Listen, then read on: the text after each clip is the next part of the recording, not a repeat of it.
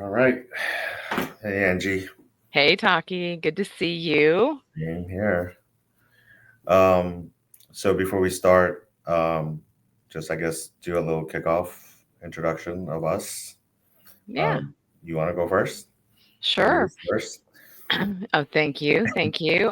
So I'm Angie, and I currently live in Colorado. Single mom, two kids still at home, one fully grown. Um, Recently lost the kid's father, my former husband, who was very shocking. But we'll get into that a little bit more. I've been on a journey of healing. And, Taki has just been such an amazing friend throughout the process. And it's so great to have another single dad or single parent to connect with. So, Yep. Thank you. Again, I'm Taki, and single dad of three kids, one boy, two girls. Um, me and Angie had been friends for a while. We have met in a former job before, and she was my HR person, and I would go bitch to her about every single thing, and probably broke so many company policies. But that's what happened when you have a good friend at work.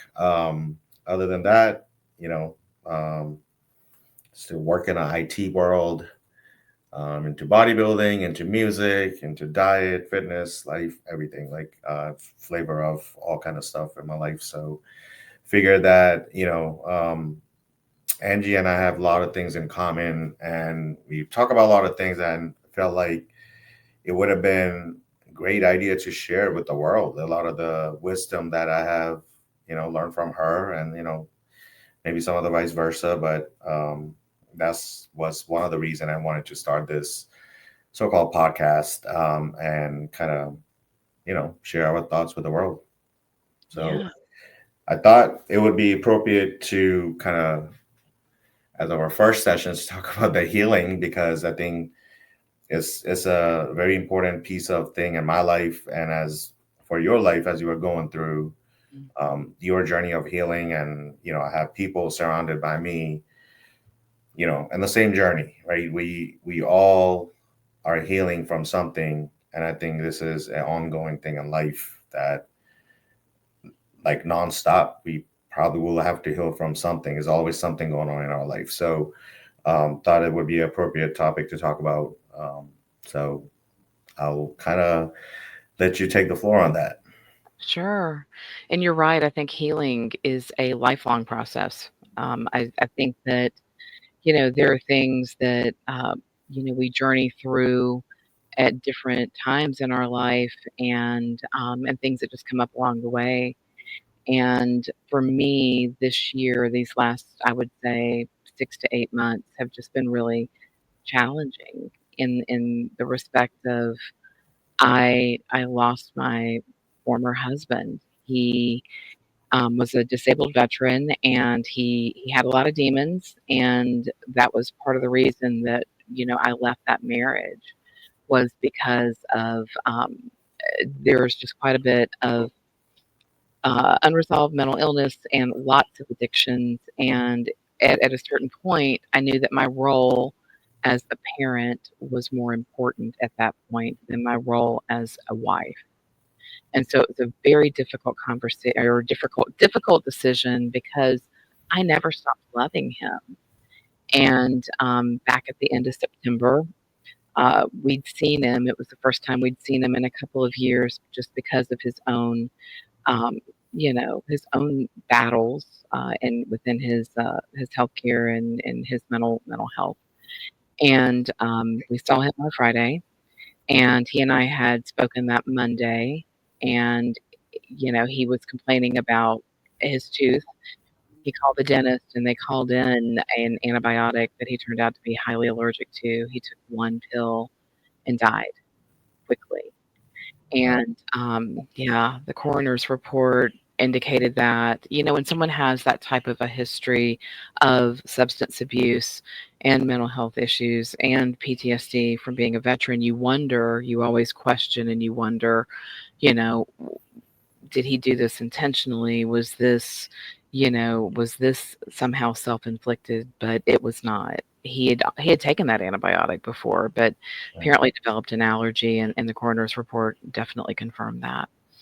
And so I think for me in that, the hardest part was telling the kids. And because that relationship wasn't a typical parental relationship. Yep. And yeah, it just took me a really long time to even be able to talk about it. So just doing this Taki is super healing. And I just appreciate your support along the way because it's hard to parent as a single parent or as a solo parent, but it's really difficult when something like that happens and you don't really know how your kids are processing it. I think it's you're dealing with your own grief, and then you're dealing with being a parent with children that are grieving, and you can't really focus on yourself as much because you're so worried about them. Yeah. No, I mean, it's unfortunate, and I mean, I cannot even imagine sharing the news with the kids. Regardless, whether you had a difficult relationship with him or even a good one, either way, it's never easy to share that kind of news. Yeah, And I can't even imagine doing that. But yeah, a lot of respect for you. Not just, I know you've been a single mom for a while for these three beautiful kids, and um, you know just setting the right examples and being strong during those moments. I mean, it's tough. Only who goes through it probably can understand that what it takes to walk through that road and that journey. And I appreciate that you talking about the personal stuff, yeah, because I'm sure a lot of people can relate to that. for sure. Absolutely. You've always created such a safe space, and I love that. Even though we're doing this, it's great to have a friend that you can show up as yourself fully with, and I think that's what really defines a friendship. And you know, um, I did find something just really illuminating throughout the process was that as much as I wanted to be strong, and like you and I've talked about this, kind of set that example. It's also a great example too to show them when you're not as strong and Yeah. to let them see that human side of you because I tried to hide anything from the kids in the beginning, really trying to focus on them. And my older or my middle son, who was 16 at the time, felt like um, I didn't care because he wasn't seeing the outward grief. And we had this moment in the garage right after we had a memorial service for his father. And I'd gone out there so I'd have a private place to cry, and Yeah. then he came out. And I think it was, the first time he really saw me emotional about it, and I think it was such a relief to him because he knew how much I cared, and then it gave him permission to also feel because he is one of those stoic kids that, he's just gonna get through everything. He's gonna, it doesn't matter what he's got on his plate, he's just gonna power through it. And I love that about him, but he doesn't always express how he's feeling. And so by me being vulnerable and opening that door, it gave him the opportunity and really, I guess, the permission to do that. And he saw that I was feeling as well. So you've had that experience with your son, Taki. Yep. Now you've had that experience, and I think that there is something to be said in not just being the parent, but being the human with your child, right? And being vulnerable. Yeah, and I think I kind of learned that from you. Like, I know we talked about this about my son, like how I'm kind of like just being protective, just because Mhm. it feels like they don't need to see Right? the ugly side of it, right? Like, let me deal with that, and they see the strong side of me, right? That's what I want to represent. But you know, it's not like they're smart. They see it all, regardless how much I'm trying to hide from them, right? Like, hey, dad's strong. Don't worry about it. But I think the fact that, my, my son, he's really, really um, caring for others. Like, Mhm. I just genuinely ask you, hey, are you okay? How was your day? Like, he actually cares to know. It's not like a thing to say for him, right? So anytime like he would see me off my game, he would ask, like, Dad, are you okay? Mhm. So, I remember we talked about this before where, and where you told me like it's okay to let him know you're not okay, right? And to me it was like, what? Like that moment of like, no, that's not okay, right? And but more I thought about it, what you said, whatever you said, like, if you're always going to be the perfect person in front of them, they always will feel the pressure. That's who they need to be. And they Mhm. will never come and speak to you when they having the moment of being vulnerable. And Yeah. that's what clicked when he said that to me. And that same week when, I was bringing him back from soccer, it was just me and him in my truck. And I, I told him, I'm like, remember you asked me if I was okay that day? Like, and he was like, yeah, it was like, I wasn't okay. And I wanted you to know, thank you for caring and asking me if I was okay. And I should have told you I wasn't. But I'm letting you know now I wasn't okay, but I'm fine now. And, he tapped on my shoulder and he was like, I got you, Dad. And like that broke my heart, right? Like the fact, like, he just, acknowledging, like, I almost felt like a kid because it's like he was my dad letting me know, like, oh, who you kidding? I know you weren't okay. But the fact that came up, he was like, I got you. Like, I'm proud of you for being Yeah. truthful. And I'm just like, the role has reversed, right? Like, Mhm. I almost was like, wow, like that was like the moment of like, okay, I don't need to be perfect in front of them. They will Yeah. see of my weakness when I'm vulnerable, when I'm not doing well, along with the other stuff of like, when I'm doing well and when I'm doing great stuff. I think that's part of being human.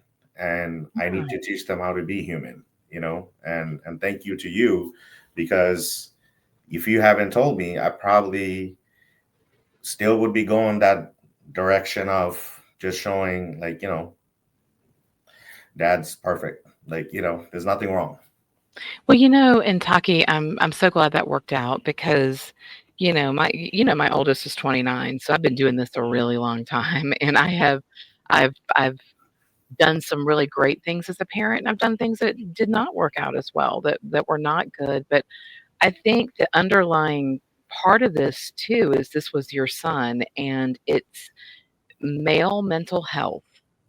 There is such a stigma out Right. there that men are supposed to, their mental health with men in particular is such a touchy subject.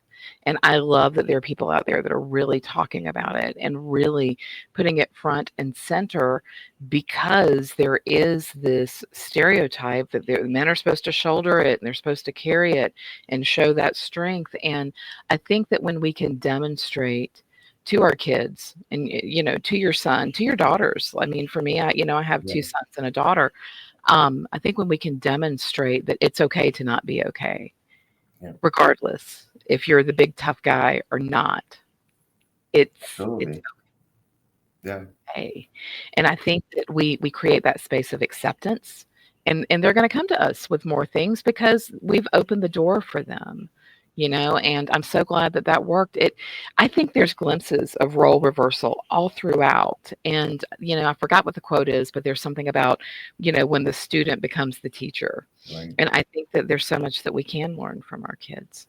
Absolutely. And that has opened up a new door for me, honestly. I think, you know, my kids are, obviously younger than yours, but um it's just automatic a protective behavior of me that I have to protect them at all time, right? Like I'm missing the point that they are growing up and they will be exposed to things, and they will be hurt at some point, and and they need to learn how to able to bounce back and just be human. And I had to learn that it's okay to show them that, and Yes. um because I think the part of my journey of just going through divorce, and for having them, two different home between, me and their Mhm. mom, and we share custody,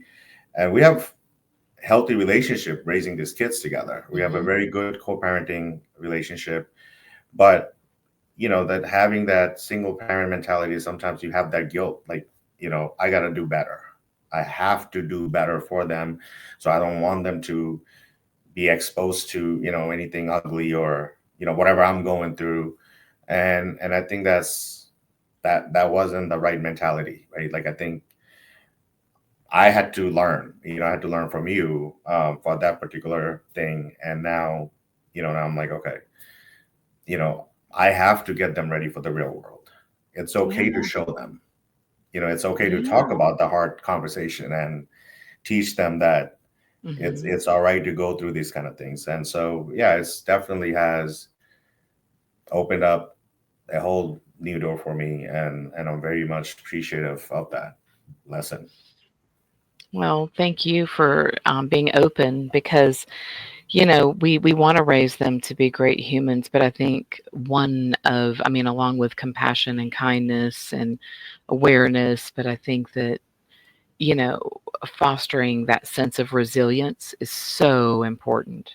It's so important. My daughter came home on the last day of school really upset because she'd made cupcakes to take to her teachers, which is just really hard to like from a, mobility stance, like trying to Mhm. carry in cupcakes and keep them upright and keep them because we didn't have the container that had the little slots for it.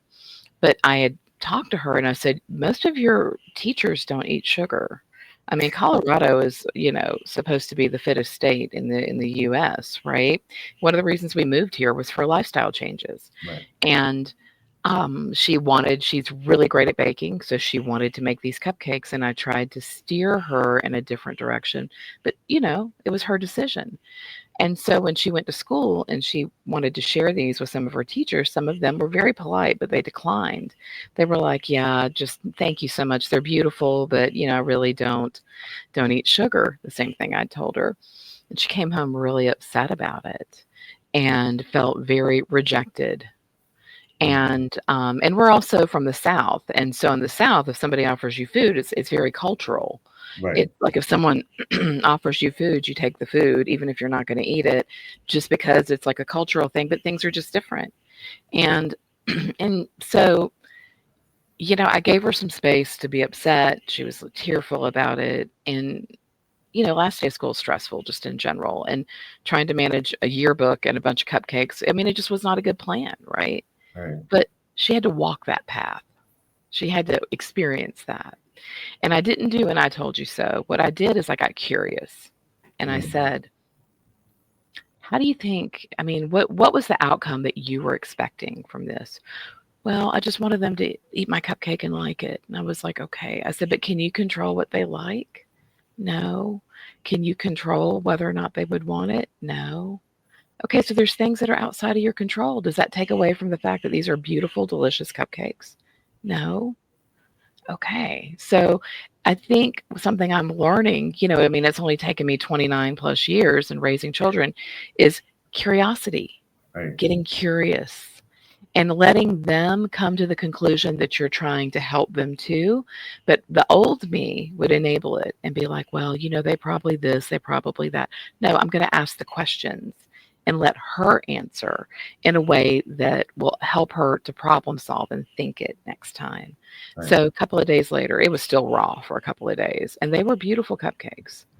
But again, not really feasible.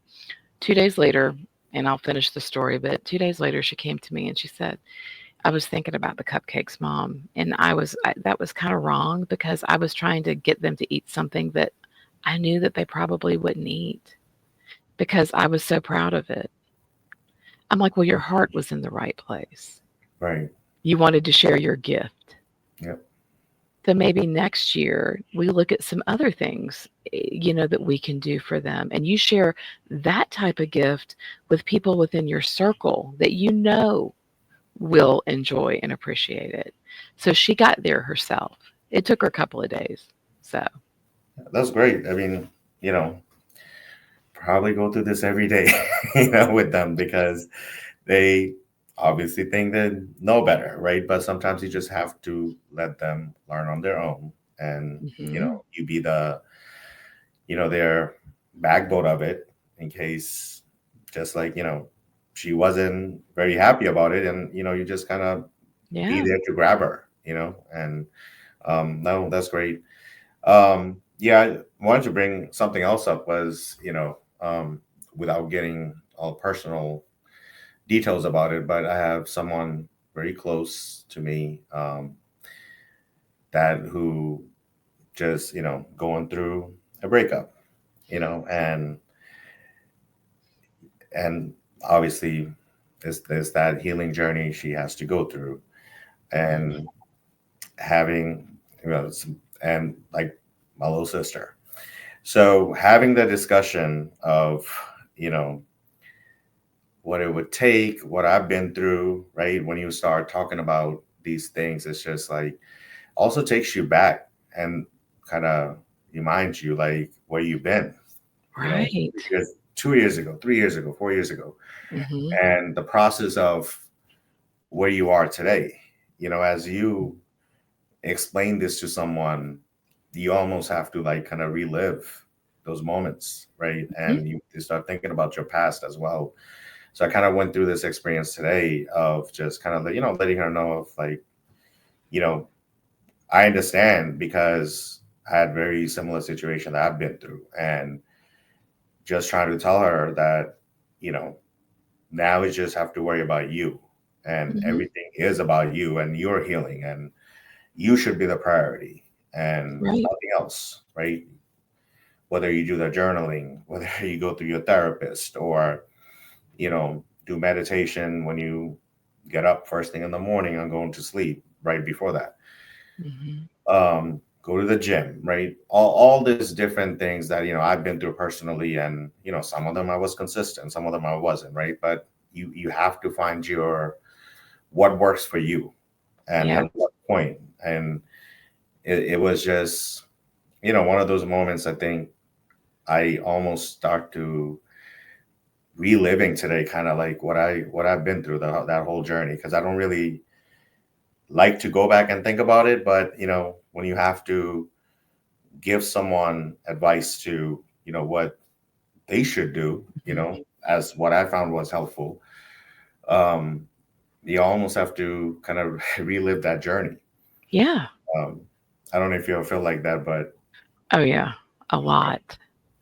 A lot, I think, and I love that you verbalized that because, it's and trauma might not be the right word, but I read one time that your body, your brain, cannot differentiate between an experience that you watch, observe, or hear about an experience that you actually experience.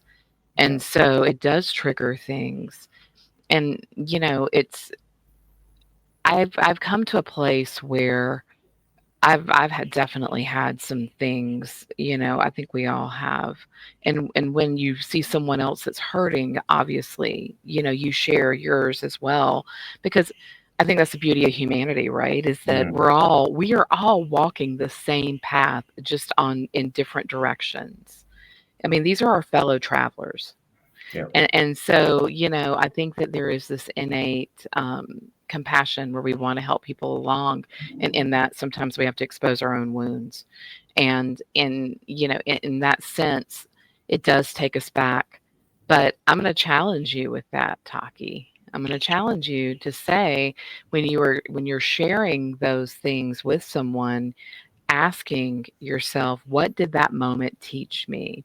So if you're going in and you're saying, I totally understand, and I had a similar experience and this is what happened. So you're reliving that.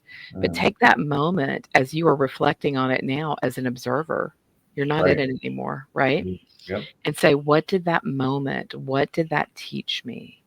Because I think if we can begin to reframe some of those past experiences as teachable moments and not things that happened to us, which takes our control away, and find a way where we can frame it in a sense where we have more control and how we reflect on that and what we glean from that.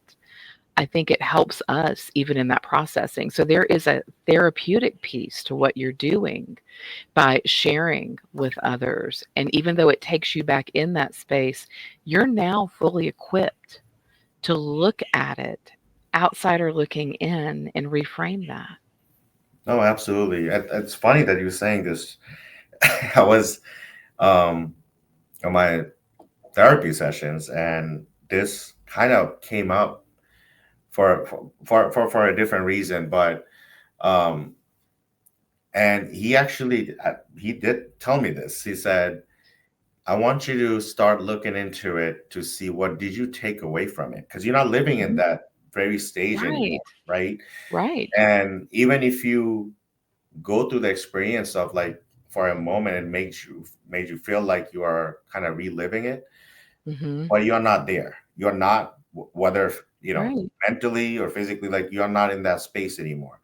So figure out, is always going to be the next question after you feel that what did you take away from Mhm. those moments, because that's how you start to process things. And Mhm. so even if it comes up maybe in the future, you may not have to relive it. Maybe you just talk about, you know, what you took away from it. And I think, that's where, you know, maybe I have healed through a lot of the stuff, but I think that particular questions I probably haven't really, you know, dig down yet to figure it out. Like, what did I take away from those moments, right? And it's funny that you literally saying the same exact thing he just said, you know. Great mind thinks alike. Well, I think of it so I think in, like, analogies, and I don't know if this one is gonna track, but when you're in the battle, right, you can't Mhm. step back and look at the strategies that worked and the strategies that didn't when you're in it. Right. So when you're in that moment, you're doing everything you can to protect yourself, be safe, get through it, get to the other side. Um, so that's what your focus is. But when you reflect back on it, you can look at it from a bird's eye view and Right. say, what did I learn from this? What did I take away from this? Well, you know what that also does, Taki, is it allows you to take your power back, right? You get your power back because you say, you know what? This was horrible, and I went through it, and I got through it, Mhm. and I learned something about myself. And so that person or that situation does not have power anymore. I do because I've used what happened there to learn and then to share from this human perspective with other people. Yeah, absolutely. So good conversation. So I was hoping that, maybe, we can keep this within 30 minutes time frame, Yeah, so absolutely. it'll be short and sweet and people get to enjoy it. A quick listen, Mhm. but thank you for, you know, bringing your personal stuff. Like I appreciate that more than anything because I know it's not always easy to talk about um, the personal stuff, open in public, right? And I think there's a lot of takeaway that people can learn from it. That how you are handling things, and not everyone process the stuff the same way. So kind Yeah. of good to talk about how I process things versus how you process things, and someone can relate to me, and how we are doing things differently. But again, I appreciate you bringing that up. Yeah. Thank you for doing the session with me. Thank you so much for having me, and I love what you're doing, Taki. I love I what you're appreciate that. again, you're people talk the talk, but you're walking the walk, and that is something that you do, and that is something that your kids see in you, and, when your son is sitting in that seat 20 years from now doing his thing, you're gonna be there in his head. You're gonna you've set that example for him, and I think and for your daughters, for your kiddos, and I just think that, what you're doing here is really special, and I just feel really honored to be a part of it, so thank you. Oh, thank you. All right. Until next time. Thanks. Until next time, thanks so much. Thank you. Thanks.